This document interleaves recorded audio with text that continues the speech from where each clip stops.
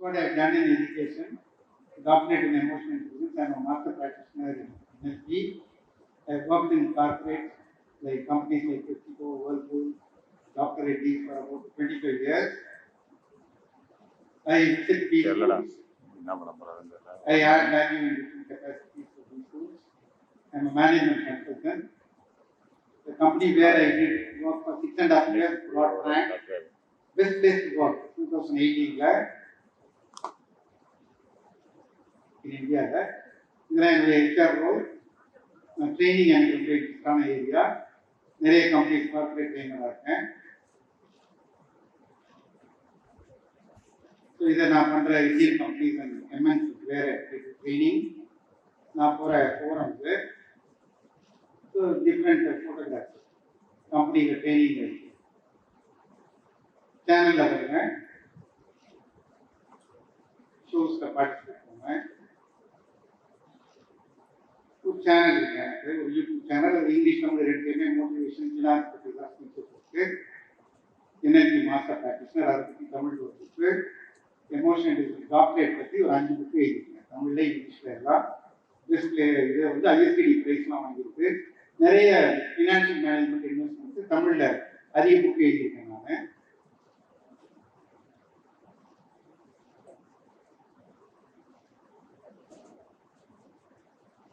Overall so நிறைய leaders இருக்காங்க, சந்தோஷமா மகிழ்ச்சியாக நம்மளோட மீட் பண்ணுறவங்க. இவங்கெல்லாம் நம்ம பாராட்டுவாங்க. இதெல்லாம் ஸோ டைம் இல்லை, ஆடியோ இல்லை. ஸோ நான் சொல்ல வர்றது இன்னைக்கு இங்கே தெரியாது, அதை பார்த்தோம். ஸோ நான் சொல்ல வர்றது, நான் ஒரு ப்ரௌட் இந்தியன்.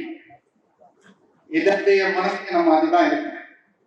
எஸ்பெஷலி இந்த சிந்தூர் பார்த்த பிறகு இப்போ உலகத்தில் வந்து பல நாடுகள் எக்கனாமிக்ல ரொம்ப ப்ராப்ளத்தில் இருக்குன்னு சொல்றாங்க. நம்ம நெய்பரிங் கண்ட்ரிஸ்லாம் ரொம்ப ப்ராப்ளத்தில் இருக்கு.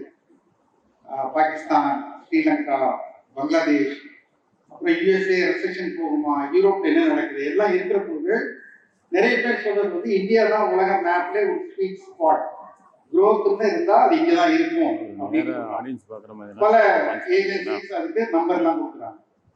அதுக்கு காரணம் நம்மளுடைய demographic dividend. 68% of our people, total 142.86 crore working population. ஒரு நாட்டில் நிறைய மக்கள் இருக்கலாம், அந்த மக்களுக்கு உதவி செய்யறதுக்கு ஆள் வேணும் அப்படின்னா அவங்க ப்ரொடக்டிவ் இல்லை. நான் என் ஃபேமிலி தவிர நான் நிறைய பேர் ஃபேமிலிக்கு நான் ஹெல்ப்ஃபுல்லாக இருக்க முடியும், ப்ரொடியூஸ் பண்ண முடியும்னா அது டெமோகிராபிக் டிவிடெண்ட் இருப்பாங்க. அது இந்தியாவுக்கு ரொம்ப அபண்டன்ட்டாக இருக்கு. ஒரு மேட்டர் பார்த்தேன் நான். அப்போ தமிழ்நாட்டில் 1.5 நியூ ஓட்டர்ஸ் இருக்காங்க, 1.5 கோடி பேருன்னு பார்த்தாங்க. எனக்கு அது ஓட்டர்ஸா தெரியல, அவங்க 1.5 கோடி பேரும் புது கஸ்டமர்ஸா தெரிஞ்சாங்க. இப்போ வருஷம் இப்போ நீங்க பாத்தீங்க 15 வருஷம் முன்னாடி படிச்சவங்க, 9 வருஷம் முன்னாடி படிச்சவங்க தான் இப்ப எங்க போய் வேலை பார்க்கறாங்க, அந்த சம்பாதிச்சு இந்தியாவுக்கு போனான்னு இருக்காங்க, அல்லது இந்தியாவில் வேலை பார்க்கறாங்க, நிறைய சேவ் பண்ணிட்டு இருக்காங்க. ஸோ நம்ம நாட்டில் இந்த யங்ஸ்டர்ஸ் வந்து உங்களை மாதிரி திரும்ப திரும்ப திரும்ப திரும்ப நிறைய சம்பாதிச்சு இந்த நாட்டில் வெல்த் கிரியேட் ஆகிட்டே இருக்கும். ஏன்னா நிறைய யங்ஸ்டர்ஸ் இருக்காங்க. வயதானவர்களுக்கு இருக்கிற கண்ட்ரில அது நடக்காது. யூரோப்பியன் கண்ட்ரிஸ்லாம் ஏஜ் அதிகமாயிடுச்சுன்னு அதை காமிக்கிறாங்க. இந்தியாவுடைய average age மீடியம்ங்கிறது 50% of the people are below, 50% of the people are above. இந்தியாவில் 28.7 வயசுக்கு கீழே இருக்கிறவங்க டோட்டல் பாப்புலேஷன்ல 50%, 28.7 மேல இருக்கிறவங்க 50%. அப்ப எந்த நாட்டிலையும் கிட்டத்தட்ட ஒரு 70 கோடி பேர் 28 வயசு கீழே இருக்குங்கிறது ஒரு எக்ஸ்ட்ராடினரி ஸ்ட்ரென்த். அதில் குழந்தைங்களும் உண்டு, பிறந்த பேபிஸும் உண்டு. 50% below 28.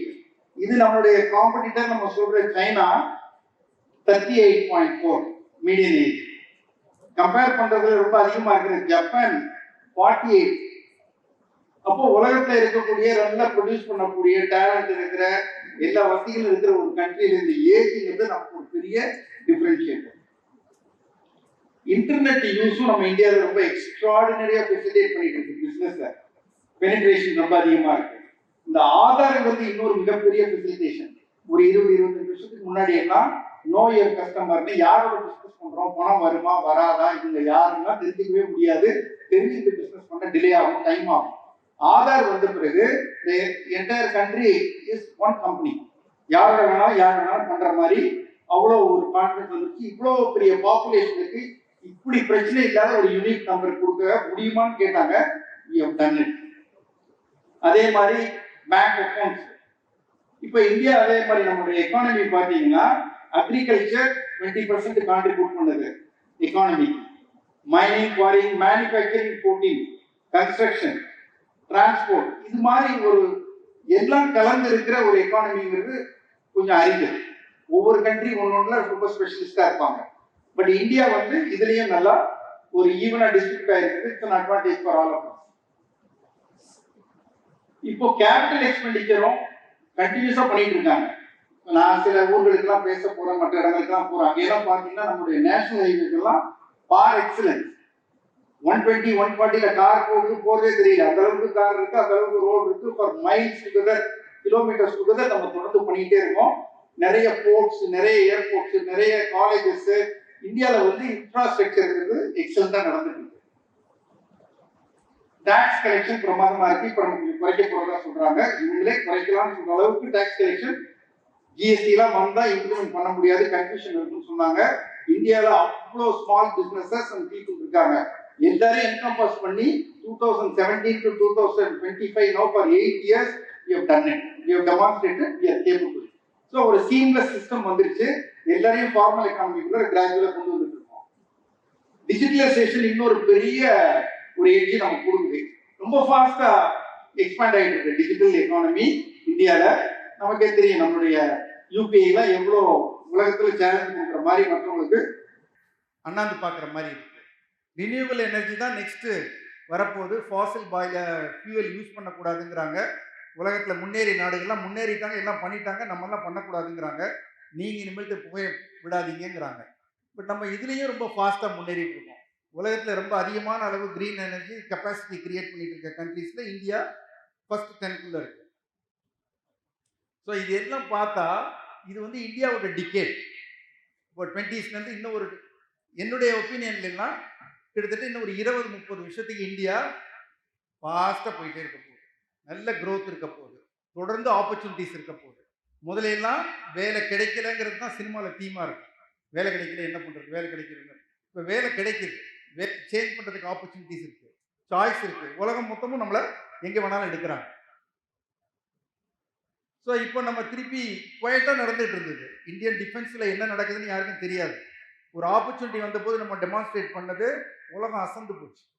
எப்படி அபிநந்தன் டெமான்ஸ்ட்ரேட் பண்ண போது தான் நம்ம விமானப்படை வீரர்கள் என்னெல்லாம் செய்ய முடியும், எப்படி ஒரு கட்ஸோட இருக்காங்கங்கிறது அபிநந்தன் வெளியில வந்தது.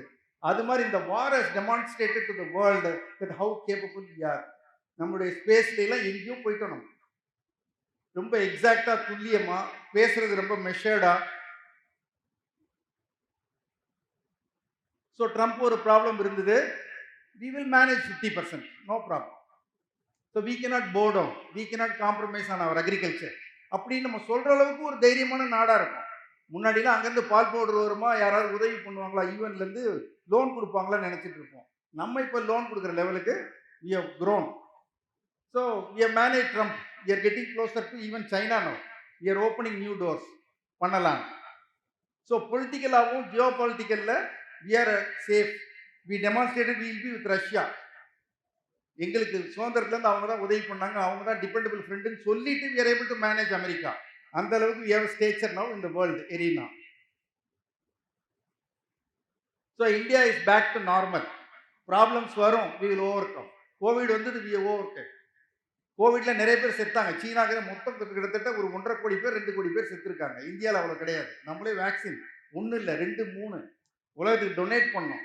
அந்த அளவுக்கு எல்லா இடத்துலையும் ஸ்பேஸ்லேருந்து, மெடிசன்லேருந்து, டிஃபென்ஸ்லேருந்து, இன்டர்னலாக நம்ம இப்போ மேனுஃபேக்சர் பண்ணுறோம். எல்லா கேப்பபிலிட்டியும் இந்தியன்ஸ் கிட்ட இருக்கு.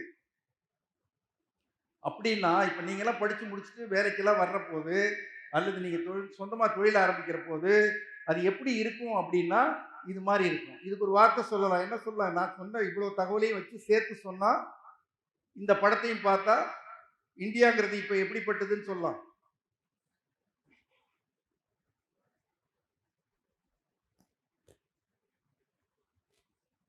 ஆடியோ வந்தால் நல்லா இருக்கும், சத்தம் கேட்கும், ஆடியோ வரல. இந்தியா இப்படி தான் இருக்கு. தூக்கி அடிப்போம், யாருக்கும் பயம் கிடையாது, எல்லா கேப்பபிலிட்டியும் எங்கள்கிட்ட இருக்கு, வி வில் டூ இட். இப்போ இந்தியா வந்து நம்ம ஒரு பேட்டிங் பிச்சு. இப்போ என்னுடைய பேரண்ட்ஸ் பீரியட்லாம் ரொம்ப டஃப், எங்க பேரண்ட்ஸ் பீரியட்லாம் ரொம்ப ரொம்ப டஃப். என் பீரியடு ஓகே, உங்க பீரியடெல்லாம் ஃபென்டாஸ்டிக். நீங்க உள்ள வர்ற போதே பிளக் அண்ட் பிளே எல்லாம் ரெடி. உங்களுக்கு டிஜிட்டல் இருக்கு, ஆதார் இருக்கு, ஆப்ஸ் இருக்கு, ஒரு ஸ்டார்ட் அப்புக்கு இது வச்சிருக்காங்க, எக்கோ சிஸ்டம் இருக்கு, லேப் இருக்கு, காலேஜ் எல்லாம் ரெடி. நீங்க கல்யாணத்துக்கு வந்தா மட்டும் போதுங்கிற மாதிரி நம்மளை வச்சிருக்காங்க. யூ ஜஸ்ட் டூ இட் அப்படி மாதிரி ஃபெசிலிட்டேட் பண்ணியிருக்காங்க. ஸோ இவங்க நீங்க இப்போ காலேஜ் முடிச்ச உடனே என்னென்ன பண்ணலாம் பணம் சம்பாதிக்கிறதுக்குன்னு ஒரு 4 படம் போட்டிருக்கேன். ஃபர்ஸ்ட் ஆளு சுந்தர் பிச்சை. அவருடைய சம்பளம் எவ்ரி செகண்ட் 349 ரூபாய்ங்கிறாங்க. ஒரு நாளைக்கு 1.66 கோடி ரூபாய்ங்கிறாங்க. If is income divided by number of days. அவர் வந்து is only employed, is an employee of alphabet. Even by salary you can earn so much. அதான் இன்றைக்கு உலகம். சம்பளமே நீ 250 கோடி வருஷத்துக்கு வாங்கலாம்னா வாங்குறாங்க. மைக்ரோசாஃப்ட்ல வாங்கிட்டு இருக்கு இன்னொருத்தர் நாதெல்லா. இப்போ டாடா மோட்டார்ஸ் உலக லெவல்ல ஒரு கம்பெனிக்கு இந்தியன் தான் வந்துருக்காரு. மாஸ்டர் கார்டுக்கு இந்தியன் தான் ஹெட்டு. வேர்ல்ட் பேங்க்கு பங்கா.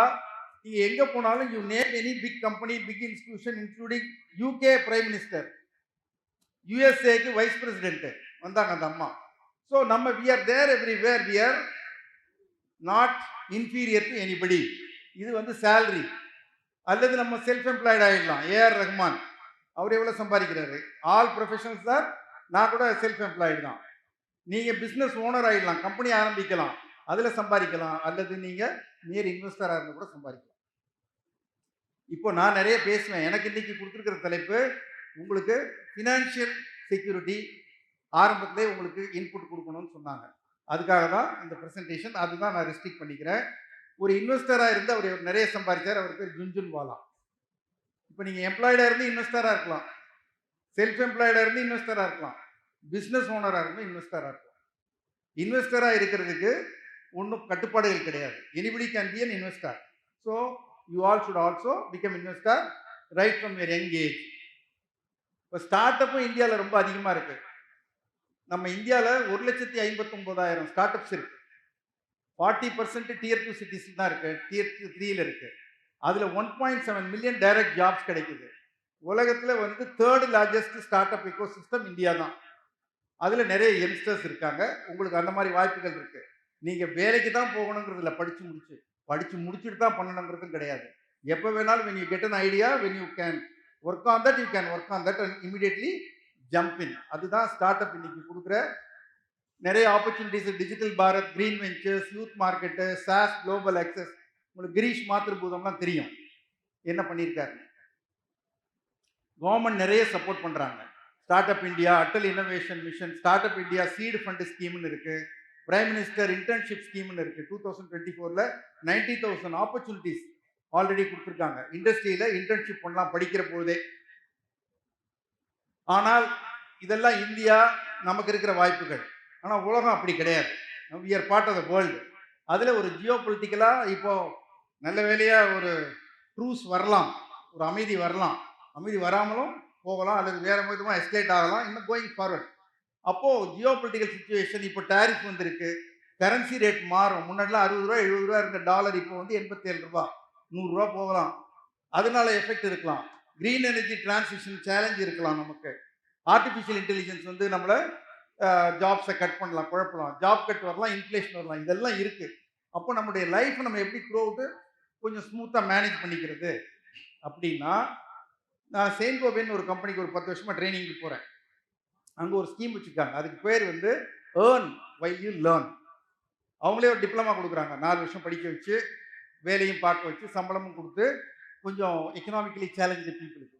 அது மாதிரி வைல் யூ ஸ்டடி இண்டிபெண்ட்டாக you can become an investor. So இது ஒரு டேப்பில் தண்ணி வருது. நான் ஒரு சேலரிடு பர்சன், எனக்கு ஒரு டேப்பில் தண்ணி வருது. ஆனால் என்னுடைய ஜாப் டிபெண்ட் ஆகி தான் என்னுடைய இன்கம். என் ஜாப்ல சேலஞ்ச் வந்தது, ஏதோ உலக பிரச்சனை, இந்த பைப்பில் தண்ணி வராது. அதனால nobody should depend on only one tape. நம்மளுடைய ஒரு பேஷனையோ ஒரு ஸ்கில்லையோ டெவலப் பண்ணி இன்னொரு விதமாகவும் நம்ம ஒரு பேஷனாகவே டெவலப் பண்ணிட்டு வந்தால் தேவைப்படுற போது அதை ப்ரொஃபஷனல் ஆக்கலாம். அப்போ நமக்கு இன்னொரு பைப்பும் வேணும். தண்ணி நின்று போச்சுன்னா இன்னொரு பைப். இப்போ நான் வந்து ஹெச்ஆரில் ஒர்க் பண்ணேன். பெப்சிகோ, வேர்ல்பூல், டாக்டர் ரெட்டிஸ்லாம். நான் அப்போயெல்லாம் ட்ரைனிங் பண்ணிக்கிட்டே இருந்தேன். ட்ரைனிங் என்னுடைய பேஷன். நான் வேலையை விடலாம்னு நினைச்ச போது training become my profession. So நான் ஆரம்பத்துலேருந்து பணம் வரும்னு பண்ணலை, ஆசைக்காக பண்ணது பின்னாடி எனக்கு பணம் பண்ணி கொடுத்து, ஆசைக்காக எழுதுனதுக்கு புக்ஸில் ராயல்ட்டி வாங்கி கொடுக்குது. ஸோ ஏதாவது ஒரு குறிப்பிட்ட விஷயத்தை நீங்கள் பேஷனை நல்லா டெவலப் பண்ணிட்டு வந்தீங்கன்னா இன்றைய உலகத்தில் it can become cash giving. So Warren Buffett சொல்றாரு, never depend on single income, make an investment to create second. So நீங்கள் கையில் கிடைக்கிற சின்ன சின்ன பணத்தை நம்ம வந்து சாப்பிட்டு சினிமாவுக்கு போய் படம் பார்த்து வேற வாங்கி ஓட்டி அப்படி தான் செலவழிக்கணுங்கிறது இல்லை. சேவிங்கிறது ஒரு ஹேபிட்டு. ஆரம்பத்துலேருந்தே கொஞ்சம் கொஞ்சமாக ஆரம்பிக்கலாம். ஒரு 100 சேவிங் தான், 500 கூட சேவிங் தான். இதை சேர்த்து வச்சு என்ன போகுதுங்கிறது இல்லை. You're forming and habit. அதுலேருந்து உங்களுக்கு ஒரு ஆசை வரும். முதல்ல சிட் ஃபண்ட் பண்ணுவாங்க, ரெக்கரிங் டெபாசிட் பண்ணுவாங்க.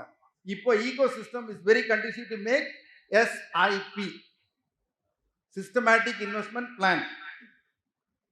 எதுலாம் நீங்கள் வாங்கலாம், யாரெல்லாம் உங்கள் பேரண்ட்ஸ் எல்லாம் வாங்குறாங்க, லேண்ட் வாங்கலாம், gold, silver, fixed deposit, bonds, stocks இருக்கு. இப்போ நீங்கள் பண்ணக்கூடாதது என்னன்னு சொல்கிறேன். இப்போ இவங்க 2 பேர் ஃபோட்டோ எது போட்டிருக்குன்னா, இவங்க ஆன்லைன் ரம்மி விளையாண்டாங்க. நம்ம தனியாக இருக்கோம், லேப்டாப் இருக்குது, ஃபோன் இருக்குது, நெட் ஆக்சஸ் இருக்குது, யாரும் நம்மளை கண்ட்ரோல் பண்ணுறதுங்கிறது கிடையாது. அதுவாக ஒரு பாப்பப் வரும், சும்மா ஃப்ரீயாக கொஞ்சம் காசு தண்ணி விளையாடுங்குவோம், விளையாண்டா ஜெயிப்போம், இன்னும் கொஞ்சம் காசு கொடுப்பான், 4 முறை விளையாண்டா ஜெயிப்போம், 5ஆவது முறை அடிக்ட் ஆகிடுவோம், விளையாண்டுக்கிட்டே இருப்போம், கடன் வாங்குவோம், பிரச்சனையில் மாட்டிக்குவோம். இந்த மாதிரி சில பேர் ஆகிடுவாங்க. நான் இதை செக் பண்ணால் கூகுளில் ஒரு 20 பேஜ் வருது. அப்போ எவ்வளோ பேர் மாட்டிக்கிட்டே இருக்காங்க. இப்போ பார்லிமெண்ட்டில் ஒரு செஷன் ஒன்றில் அவங்க ஒரு லா கொண்டாட போகிறாங்க அகெயின்ஸ்ட் திஸ். இந்த ட்ரீம் 11 இது இன்னொரு சூதாட்டம். இதுக்கு வந்து தோனி வருவார், விராட் கோலி வருவாங்க, அழகாக பேசுவாங்க. நீங்கள் வந்து உங்கள் சாமர்த்தியத்தை காமிச்சு ஒரு இதுவும் சூதாட்டம் தான், பணம் பிடுங்கிறது தான். மல்டி லெவல் மார்க்கெட்டிங் இருக்குது. நீ 5 பேரை சேர்த்து விடு, அவன் 5 பேரை சேர்த்து விடுவான், இது மாதிரி விஷயங்கள்லாம் வரும். இது எல்லாமும் நம்மளை சாகடிக்கிற விஷயம். நீங்கள் இதுக்கெல்லாம் டெம்ப்ட் ஆகிடாதீங்க. நீங்களாம் ஃப்ரெஷ்ஷாக இருக்கீங்க, உங்களுக்கு இந்த அனுபவம் இருக்காது. அனுபவம் இருக்கிற கம்பெனிஸ்லேயே போய் நாங்கள் சொல்கிறோம், நிறைய எம்ப்ளாயிஸ் இதில் மாட்டிக்கிட்டு அவங்களே கிரெடிட் கார்டு கொடுப்பாங்க. கிரெடிட் கார்டை கொடுத்து கையெழுத்து வாங்கிட்டு கிரெடிட் கார்டை அவங்க வாங்கி ஸ்வைப் பண்ணிட்டு இருப்பாங்க. இவங்கள வாங்க சொல்லுவாங்க, பணத்தை இழப்பாங்க. அதே மாதிரி லோன் ஆப், அர்ஜென்ட்டுக்கு பணம் வேணும், உங்கள் ஃபோன்லேயே ஆப் இருக்குது, அதை கிளிக் பண்ணால் போதும் உனக்கு பணம் கிடைக்கும். லோன் ஆப்புங்கிறது இன்னொரு பெரிய ட்ராப். நம்ம படத்தை நியூடாக போட்டு பேரண்ட்ஸுக்கு அனுப்பிச்சு, ரிலேட்டிவ்ஸுக்கெலாம் அனுப்பிச்சு நம்ம கான்டாக்ட்ஸ் யூஸ் பண்ணி அந்த மாதிரி நீங்கள் கூகுளில் போய் செக் பண்ணிங்க பாருங்கள். லோன் ஆப்ஸில் ஏகப்பட்ட பேர் அழிஞ்சிருக்காங்க. Anything that is easy and simple and giving you something is fraud. யாரும் உலகத்தில் ஈஸியாக சுலபமாக யாரும் தரமாட்டாங்க. ஏமாத்துறதுக்கு ஏகப்பட்ட கம்பெனிஸ் இருக்கு. கிரெடிட் கார்டு வேண்டாம். கிரெடிட் கார்டு வயசானவங்களுக்கே பிரச்சனையாக இருக்குது. Credit card is meant for very rich people who cannot carry money everywhere, just to transfer money from bank account to the place of இது பர்ச்சேஸ். அதுக்கு தான் கிரெடிட் கார்டு. கடன் வாங்குற ஏற்பாடு இல்லை. சம் பீப்புள் அது ஏதோ ஈஸியாக கிடைக்குதாக்கும், வட்டி தானே கட்டிக்கலாம்னு நினைக்கிறாங்க. இது இன்னொரு ட்ராப்பு, ஹேபிட் ஆகிடும். கிரிப்டோ கரன்சி புத்திசாலித்தனமாக உங்களுக்கு புரிகிற மாதிரி சொல்லுவாங்க, உங்களுக்கு புரிஞ்சிட்ட மாதிரி சந்தோஷமாக இருக்கும். இதில் அது வந்தது இது வந்தது பாருங்கள், பிட்காயின் 1.25 லட்சம் விற்கிது டாலரு, முதல்ல என்ன விலை, எல்லா கதையும் சொல்லுவாங்க. கிரிப்டோ கரன்சியில் பணம் பண்ணவங்க இருக்காங்க. நாங்கள்லாம் 10 வருஷம் வேண்டாம்னு சொல்கிறோம். அந்த பணம் வேண்டாம், அது என்னைக்கு பபுள்னு நமக்கு தெரியாது, அதை வச்சு என்ன ஏமாத்துறாங்கன்னு தெரியாது. To avoid MLM, credit card, loan apps. Share வாங்கலாமா? ஷேருங்கிறது வாங்கலாம். ஷேருங்கிறது என்னை பொறுத்த வரைக்கும், கம்பெனியை ஓன் பண்ணுறீங்க, ஒரு ஸ்மால் பீஸ் ஓன் பண்ணுறீங்க. எப்படி வந்து ஒரு ஒரு உதாரணத்துக்கு ஸ்டேட் பேங்க் ஆஃப் இந்தியான்னு சொன்னால், ஸ்டேட் பேங்க் ஆஃப் இந்தியாவுடைய ஓனர்ஷிப் எங்கே இருக்குது? அதனுடைய ஈக்விட்டி கேபிட்டல் இருக்குது. அந்த ஈக்விட்டி கேபிட்டலை சின்ன சின்ன பீஸ் ஆக்குறாங்க. அந்த பீஸு ஒரு ஷேர். அது மாதிரி 20 கோடி பீஸ் இருக்குது. 20 கோடி பீஸை நீங்கள் எது வேணால் வாங்கிக்கலாம். வாங்கிக்கிட்டா we are owner to that extent. அது மாதிரி நீங்கள் any good company that you see which is doing well, which you have access to, you can buy. அதுதான் நமக்கு வெல் ரன் கம்பெனிஸை நம்ம மேனேஜ் பண்ண வேண்டாம், இன்வெஸ்ட் பண்ணால் போதும். அது நல்ல வெல் ரெகுலேட்டட். இந்தியால செபி எல்லாம் இருக்காங்க. டிரான்ஸ்பரன்சி நம்ம என்ன வாங்குறோம், என்ன விளைவிக்கிறோம், அவன் என்ன ப்ராஃபிட் பண்றான், லாஸ் பண்றான், அத அவன் காமிக்கிறான். டிஜிட்டலா பண்ணிடலாம். எப்ப வேணாலும் அதுலருந்து வி கேன் எக்ஸிட் லிக்விடிட்டி இருக்கு. யார் வேணாலும் பண்ணலாம். நீங்க இந்த இந்த காலேஜ்ல ஒர்க் பண்றாங்க. If they do some other work, not teaching, not a student, they do only some other job. ஸ்டாஃபா இருந்தா கூட தே கேன் ஆல்சோ இன்வெஸ்ட். பிரின்சிபாலும் இன்வெஸ்ட் பண்ணலாம். அந்த அளவுக்கு ஒரு democratic investment any small amount. நீங்க வந்து ஒரு குறிப்பிட்ட ஷேர் வந்து இன்னைக்கு ஏதாவது ஒரு ஷேர் டாடா கன்சல்டன்சி ரூ. 3000 ரூ. 50 ஷேர் இருக்கு. ரூ. 20 வேற ஷேர் இருக்கு. இத நீங்க ஒரு ஹேபிட் மாரி கிரெடிட் கார்டு அந்த ஹேபிட்லாம் போகாம, இந்த வயசுல இருந்தே சின்ன சின்னதா 1, 2, 5, 10ன்னு உண்டியல்ல போடுற மாரி, நீங்க இத இந்த நல்ல கம்பெனி ஷேர்ஸ் அக்யூமுலேட் பண்ணிட்டீங்கன்னு வந்தீங்கன்னா, ஓவர் அ பீரியட் பெரிய வெல்த் ஆயிடும். இப்ப நான் ஒருத்தர் ரூ. 90,00,000 எல்&டி ஷேர வித்து அவங்க ஃபேமிலில ஒரு ஃபங்ஷன் பண்ணாரு. அவர் எல்&டி வாங்குறது ஒரு 20, 25 வருஷமா வாங்கிட்டு இருக்காரு. தொடர்ந்து வாங்கிக்கிட்டே இருக்காரு. எப்ப பையில பணம் கிடைச்சாலும் ஒரு ஸ்மால் டோஸ் வாங்கிட்டு இருக்காரு. அந்த மாதிரி இன்னைக்கு எக்கோ சிஸ்டம் இருக்கு, ஃபெசிலிட்டி இருக்கு. எல்லாமே கிளீனா நடந்துட்டு இருக்கு. இத நெறைய பேர் பண்ணிட்டு இருக்காங்க. இப்போ நான் 2டே 2 ஷேர் மட்டும் உதாரணத்துக்கு சொல்றேன். இது ரெக்கமெண்டேஷன் இல்ல. இது இந்த 2 ஷேரையும் ரெக்கமெண்ட் பண்ணாலும் தப்பு இல்ல. 2ம் அவ்ளோ clean companies. Still I am not recommending. Example ஒண்ணு வந்து Tata consultancy. Tata consultancy IPO initial public offer 2004ல வந்தாங்க. நான் தினமணியில சென்டர் பேஜ் எழுதியிருந்தேன். இது வந்து ஏன் இந்த பங்குகளை வாங்க போட்டின்னு. அப்ப நெறைய பேருக்கு தெரியாது ஷேர் மார்க்கெட் தமிழ்நாட்டுல. நான் ஒரு புக் அல்லல்ல பணம்னு எழுதியிருந்தேன் 2004ல. அதுலேருந்து தொடர்ந்து எழுதிட்டு இருக்கேன். 2004ல அவங்க குடுத்தபோது, ஒரு ஷேர் ₹850ன்னு குடுத்தாங்க பப்ளிக்குக்கு. அதுக்கப்புறம் யார் வேணாலும் லிஸ்டிங்லயும் வாங்கியிருக்கலாம். 2006ல ஒரு ஷேர் வச்சிருந்தவங்க எல்லாருக்கும் ஒரு ஷேர் ஃப்ரீயா குடுத்தாங்க. 2009ல ஒண்ணுக்கு இன்னொன்னு குடுத்தாங்க. 2018ல ஒண்ணுக்கு இன்னொன்னு குடுத்தாங்க. அப்போ ஐபிஓல வாங்குன ஒரு ஷேரு 2025ல 8 ஷேரா குட்டி போட்டுருக்கு. ஒரு ஷேரோட விலையும் ரூ.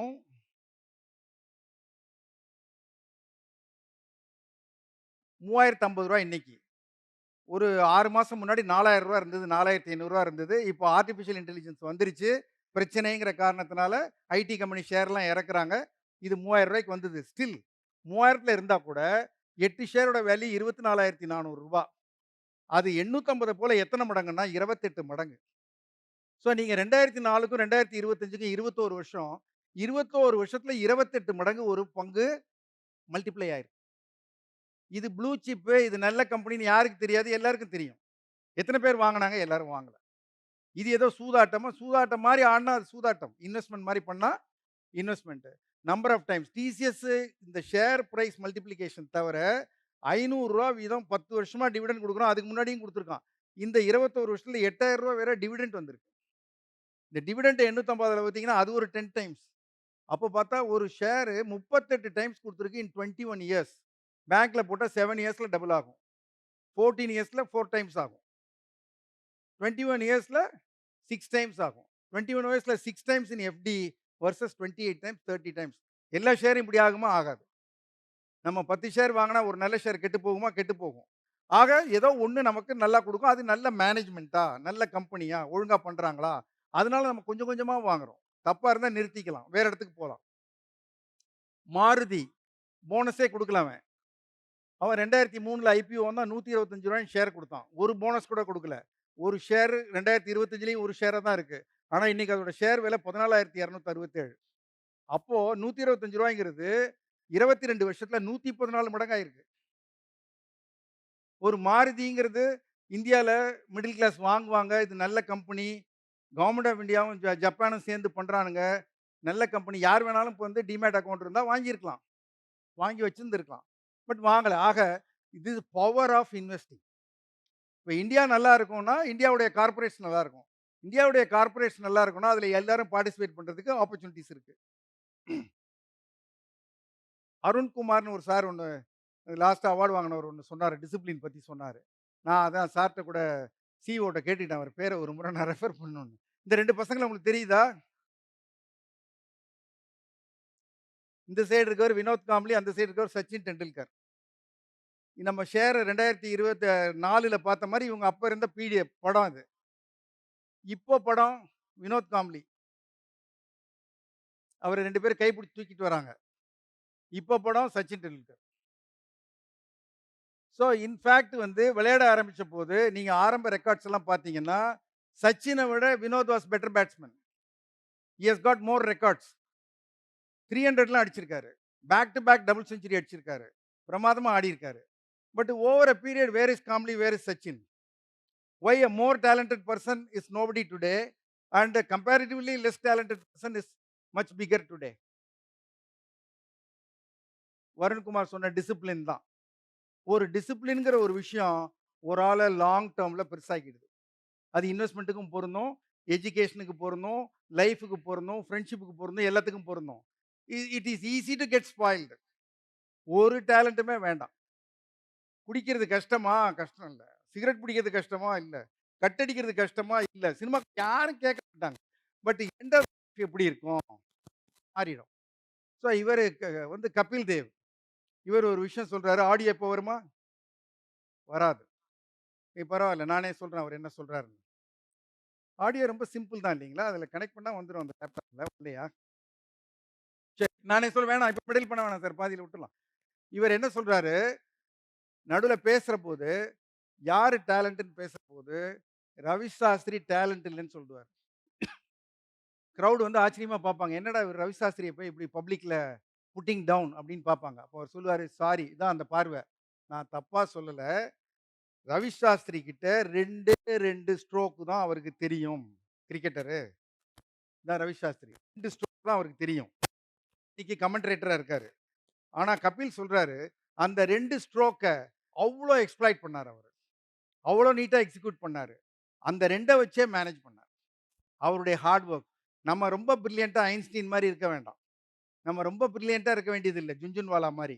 நம்ம பண்றத ப்ராப்பரா, ரெகுலரா, டிசிப்ளின்டா பண்ணிட்டு இருந்தா, ஈவன் வித் லிமிட்டட் டேலண்ட் அதான் மெஜாரிட்டி கேன் பிகம் கிரேட். இப்ப அவர் கிரிக்கெட் இன்னும் அவர விடல. அவர் கமெண்டரேட்டரா அங்க ரொம்ப பிரமாதமா இருந்துட்டு இருக்காரு அவரு. ஸோ நம்ம கான்ஃபிடன்ஸ் அண்ட் டிசிப்ளின். நமக்கு இவர் அதான் சொல்றாரு. "We don't have to be smarter than the rest. We have to be more disciplined than the rest. To win the game, the investment, to life, எதுவா இருந்தாலும் be more disciplined than the rest." அது நமக்கு இன்ஃப்ளேஷன்ங்கிறது உலகத்துல நிச்சயமான ஒரு விஷயம். நெறைய இப்போ நாங்கலாம் வந்து பால் ரூ. 3 2 வாங்கியிருக்கோம் லிட்டர். இப்ப ரூ. 27. அரிசி ரூ. 4 நான் எனக்கு ஞாபகம் இருக்கு. இப்ப ரூ. 60. பெட்ரோல் எத சொன்னாலும் விலை ஏறும். உலகத்துல விலை ஏறிக்கிட்டு தான் இருக்கும். எல்லாமே ஏறும். கோல்டு மட்டும் இல்ல. அப்போ நம்ம அந்த ஃபியூச்சர்ல இருக்க இன்ஃப்ளேஷன நம்ம பீட் பண்ணணும் அப்படின்னு சொன்னா, நான் 82ல ஒருத்தர பார்த்தேன். அவரு ஒரு கம்பெனில வொர்க் பண்றாரு. அப்போ அவர் வேலை பண்ற இடத்துக்கிட்ட 2400 சதுரடியினுடைய விலை வந்து ரூ. 1800. ஒரு பிளாட்டே மணவாள் நகர்ல. அவருடைய ஆனுவல் போனஸ் ரூ. 1800. அவரு சேலரிய செலவழிச்சாரு ஃபிரெண்ட்ஸோட. போனஸையும் செலவழிச்சுட்டாரு. அவர் மட்டும் போனஸ மட்டும் 2 கிரவுண்ட் வாங்கியிருந்தாருன்னா 2 வருஷம் அங்க வேலை பார்த்ததுல, அந்த 2 கிரவுண்ட் இன்னைக்கு ரூ. 2,50,00,000. அந்த ஆள் யார் தெரியுங்களா? ப்ளூ சட்டை போட்டு உங்க முன்னாடி பேசிட்டு இருக்காரு. ஹோட்டல்ல ஃபிரெண்ட்ஸோட ஜாலியா சாப்பிட்டு, சுத்திக்கிட்டு இருந்து, சம்பளத்த செலவழிச்சது போதும். போனஸையுமா செலவழிக்கணும்னா விவரம் தெரியாத வயசு. சொல்றதுக்கு ஆள் கிடையாது. ஜாலியா இருந்தோம். ஆனா இன்னைக்கு அது ரூ. 2,50,00,000 அந்த இடம். சர்ப்ரைஸா இப்ப அந்த ஊருக்கு போனபோது அங்க என்ன விலைன்னு கேட்டா ஷாக் ஆயிடுச்சு. யாரோ புத்திசாலிகள் இடம் வாங்கிட்டு இருந்தபோது எனக்கு அவங்க முட்டாள் மாரி தெரிஞ்சாங்க. இன்னைக்கு அவங்க பெரிய டிசிப்ளின்டு. பணம் வந்துச்சா கொஞ்சம் வந்தா கொஞ்சம் சேவ் பண்ணு. இன்னொருத்தர் அவர் பேர் வந்து தயாளன். அவர எனக்கு தெரியும். அவரு வந்து கைலாசபுரம் திருச்சி பிஹெச்எல் டவுன்ஷிப் நாங்க இருந்த இடத்துல இருந்தாரு. அவருக்கு ஓவர் டைம் பார்ப்பாரு, பணத்த சேமிப்பாரு. சீட்டு கட்டுவாரு. தள்ளி எடுப்பாரு. ரொம்ப சிக்கனமா வீட்ல சாப்பிடுவாங்க. மாம்பழம் இருக்கும் மரத்துல. காய்கறியே வாங்க மாட்டாங்க. சாப்பிடுவாரு. அவரு 91, 99ல ஸ்ரீபெரும்புத்தூர்ல பிளாட் வாங்குனாரு. ஸ்ரீபெரும்புத்தூர் பிளாட்லாம் அப்போ ஹூண்டாய் வரல. இப்ப ஹூண்டாய் வந்துருச்சு. மேனிஃபோல்ட், மல்டிஃபோல்டு ஆயிடுச்சு. So investments over a period வந்து உங்களுக்கு கொட்டி குடுக்கும். டைம் வேல்யூ இருக்கு மணிக்கு. இன்னைக்கு நீங்க ரூ. 300க்கு சாப்பிடுற பிரியாணி, இந்த ரூ. 300 ஒரு எஸ்ஐபி போட்டீங்கன்னா, 20 வருஷம் கழிச்சு அது வந்து ரூ. 60,000 இருக்கலாம். அப்படின்னா, ஒரு ஃபியூச்சர் ரூ. 60,000 மத்தியானம் நம்ம சாப்பிடுறோம். சாப்பிட வேண்டாம்னு நான் சொல்லல. எவ்வளோ சாப்பிடலாம், எவ்வளோ சேர்த்து வைக்கலாங்கிற டிஃபரன்ஸ் இருக்கு. ஏன்னா, இன்றைக்கு இருக்கிற விலை நாளைக்கு என்ன ஆகும்? அப்போ இன்னைக்கு நம்ம கொஞ்சம் நம்மள கட்டுப்படுத்திக்கிட்டு சேமிக்கிற பணம்ங்கிறது பின்னாடி எவ்வளோ பெருசா வரக்கூடும் அப்படிங்கிறது தான் டைம் வேல்யூ. நீங்க எவ்வளோ சேமிக்கிறீங்க இன்டூ எந்த இடத்துல கொண்டு போய் நீங்க போடுறீங்க. இப்போ நான் காமிச்ச டிசிஎஸோ, மாருதியோ ரொம்ப ரிட்டர்ன்ஸ் குடுக்குது. கோல்டு ரிட்டர்ன் குடுக்குது. ரியல் எஸ்டேட் குடுக்குது. நம்ம எதுல போடுறோம்னு தெரியாது. எல்லாத்தையும் வாங்குறதுக்கு ஆப்பர்ச்சுனிட்டீஸ் இருக்கு. பட் ஸ்மால் டோசஸா வாங்கணும். சின்ன பணத்துல வாங்கணும்னா, ஸ்டாக்ஸ் தான் அதுக்கு, மியூச்சுவல் ஃபண்ட்ஸ் தான் வழியா இருக்கு. எவ்வளோ நாள் விட்டு வைக்கிறீங்க? இது 3 கம்பைன்டு தான் ஒருத்தருடைய வெல்த். கொஞ்சோண்டு பணத்த கொஞ்சமா ரிட்டர்ன் வர்ற இடத்துக்கு ஷார்ட் டெர்ம் போட்டா அதுக்கு பேரு சேவிங் இல்ல. நெறைய பேர் அப்படி பண்ணிட்டு நிறுத்திர்றாங்க. ஸோ நீங்க எப்ப ஆரம்பிக்கிறீங்க? எவ்வளோ போடுறீங்கங்கிறதுக்கு ஒரு சார்ட் இருக்கு.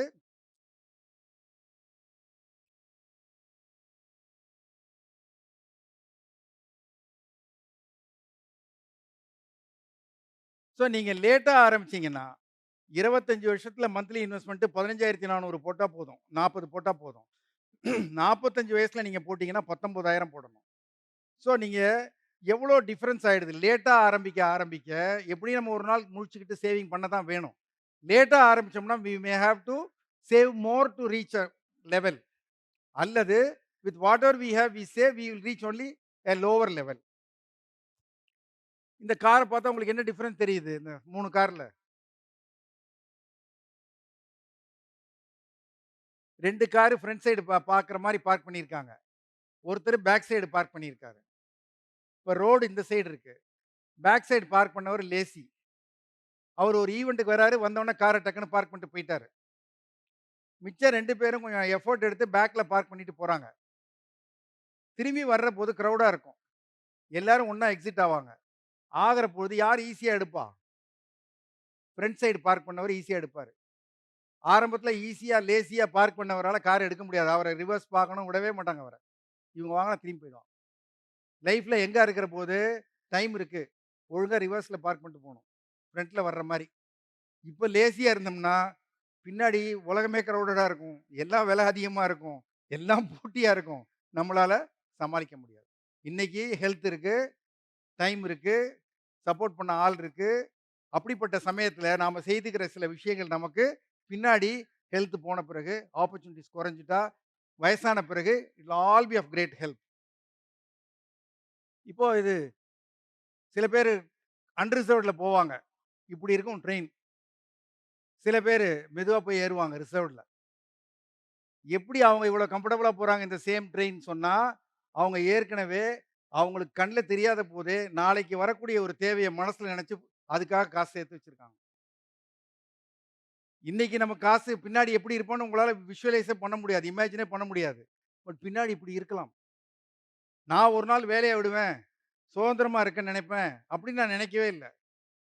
ஆனா எனக்கு ஒரு முறை என்னுடைய அலுவலகத்தில என்ன அவமரியாதை நடத்தினபோது வேலைய விட்டுடலாம்னு நெனச்சேன். அந்த தைரியம் எப்போ வந்தது? ஏன் முடிவு எடுக்க முடிஞ்சதுன்னா, என் கையில பணம் இருந்தது. I became financially independent. ஏன்? அப்போ நான் ஒழுங்கா சேர்த்து வச்சேன். அப்போ நான் சேர்த்து வைக்கிறது எனக்கு பின்னாடி உதவியா இருக்கும். ஸோ ஒரு ஃபியூச்சருக்கு நம்ம பண்ணணும். இவரு இன்னும் இந்த வீட்ல தான் இருக்காரு. ரூ. 5,00,000 கோடி இவர்ட்ட பணம் இருக்குது. வாரன் பஃபெட்ன்னு பேரு. உலகத்தில பங்கு சந்தையில அதிகமா சம்பாரிச்சவர் தான். அவரு இன்னைக்கு வயசு அவருக்கு 94. 1958ன்னா இந்த அதுல ஒரு 42, 68 வருஷத்துக்கு முன்னாடி வாங்குன வீட்ல தான் இன்னும் இருக்காரு. After becoming much richer are is one of the top sometimes he was number 1. ஏன் அவரு பெரிய தீவு வாங்கிட்டு போல? அவர விட சாதாரண தனித்தனி தீவு வாங்குறாங்க. இவருக்கு ஃப்ளைட் கம்பெனிலலாம் ஷேர் இருக்கு. இவரு இன்னும் பப்ளிக் ஃப்ளைட்ல தான் போறாரு இவரு. அவருடைய லிவிங் அவர் சிம்பிளா இருக்கிறாரு. ஸோ 99% பணத்த சேரிட்டிக்கு எழுதி வச்சிருக்காரு அவரு. So simple life is nothing wrong. அவன் பண்றான், இவன் பண்றான், இப்படி பண்றாங்க, அது பண்றாங்க. பந்தா பண்ணணுங்கிறதே கிடையாது லைஃப்ல. கடைசி வரைக்கும் ஒழுங்கா வாழணும், மரியாதையா வாழணும், கௌரவமா வாழணும்னா நம்ம கையில பணம் இருக்கும். இவர தெரியும் உங்களுக்கு. இவர் வந்து உசேன் போல்ட். 3 times gold. 2008, 12, 16 நெனைக்கிறேன். ஒலிம்பிக்ல அவரு கிளாக் பண்ணது 9.58 100 மீட்டர்ஸ. இவரும் கோல்டு தான். 22 2022 பெர்லின்ல நியூ வேர்ல்ட் ரெக்கார்ட் பண்ணாரு. ஆனா இவரு ஓடுனது வந்து ஒரு மணிக்கு 47 கிலோமீட்டர் இல்ல 22 கிலோமீட்டர் ஸ்பீட்ல ஓடி கோல்டு. உசேன் போல்ட் ஓடுனத கணக்கு பண்ணா மணிக்கு 41 கிலோமீட்டர் ஸ்பீடு பெர் ஹவர். ஓடுனது 100 மீட்டர்ஸ் தான். கால்குலேட் பண்ணா. ரொம்ப ஃபாஸ்ட்டா இவர் ஓடி கோல்டு. அவ்ளோ ஃபாஸ்ட்டா ஓடாமலே அவர் கோல்டு. என்ன டிஃபரன்ஸ்? 100 மீட்டர்ஸ் ஓடுனா அவ்வளோ ஸ்பீடா ஓடலாம். மராத்தன்ங்கிறது 42.195 கிலோமீட்டர்ஸ். 42 கிலோமீட்டர் இவர் ஸ்பீட்ல ஓட முடியாது. லைஃப் மராத்தனா, ஸ்பிரிண்டா? லைஃப் 100 மீட்டர் ரேஸ் இல்ல. உடனே எல்லாத்தையும் தீர்த்துட்டு நான் தான் ஃபர்ஸ்ட்ன்னு காமிக்கிறதுக்கு. இங்க சென்டர்ல ஒருத்தர் உட்கார்ந்தார் சொன்னார் பாருங்க அவரு. நிதானம் அப்படின்னு சொன்னார் பாருங்க. Slow and steady wins the race. நான் வந்து எனக்கு என்ன வேணுமோ அத நான் கரெக்ட்டா பண்ணுவேன். ஸ்மார்ட்டா பண்ணக்கூடாதுன்னு சொல்லல. நெறைய பண்ணக்கூடாதுன்னு சொல்லல. இம்பல்சிவா பண்ண தேவையில்ல. இது 2க்குமான டிஃபரன்ஸு ஒண்ணு ரொம்ப அதிகமானது. நான் என்ன சொன்னேன் இன்னைக்கு உங்களுக்கு இப்போ இந்த ஷார்ட் டைம்ல India is doing very well.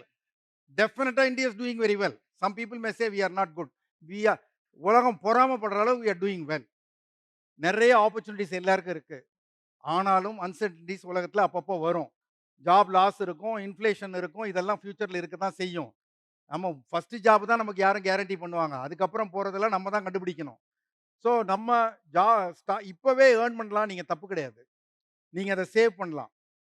Don't depend on one income. Second டேப்னு ஒண்ணு இப்பலேருந்தே பிளான் பண்ணுங்க. கிரெடிட் கார்டு, கிரிப்டோ, எம்எல்எம் இதெல்லாம் ஷார்ட்கட் விட்டுருங்க. நீங்க எல்லாம் யங்கா இருக்கீங்க. இப்ப ஸ்டார்ட் பண்ணுங்க. வெல்த் அக்யூமுலேஷன் ஏபிசி ஃபார்முலா தான். ப்ளூ சிப் ஸ்டாக்ஸ் எல்லாருக்கும் அவைலபிளா இருக்கு. எஸ்ஐபி பண்ணுங்க. ஷேர் ஆர் மியூச்சுவல் ஃபண்ட்ல பண்ணுங்க. நல்ல காலேஜ். இவ்வளோ அமைதியா தூங்கிட்டீங்களான்னு தெரியல. நல்லா கேட்டுட்டு இருக்கீங்க. நடுவுல ஒரு முறை கூட கை தட்டாத உங்களுக்கெல்லாம் நன்றி சொல்லி, ஆ நீங்க ஆழ்ந்து கேட்டீங்களா? அசந்து போய் கேட்டீங்களா? கேட்காம இருந்தீங்களான்னு தெரியல எனக்கு. ஸோ உங்க சேர்மனுக்கும் உங்கள் அனைவருக்கும் நன்றி கூறி விடைபெறுகிறேன். நன்றி, வணக்கம். இது வந்து டென்னிஸ் கோர்ட். இது அம்பையர், ரெஃப்ரி. அவர் சொல்ற சில வார்த்தைகள்லாம் நீங்க கவனிச்சிருப்பீங்க. அவர் என்ன சொல்றாரு இந்தியாவுக்கு? India is good court to play. நான் சொல்றேன். அவர் சொல்றாரு advantage Indians. Advantage Velammal college students. Thank you.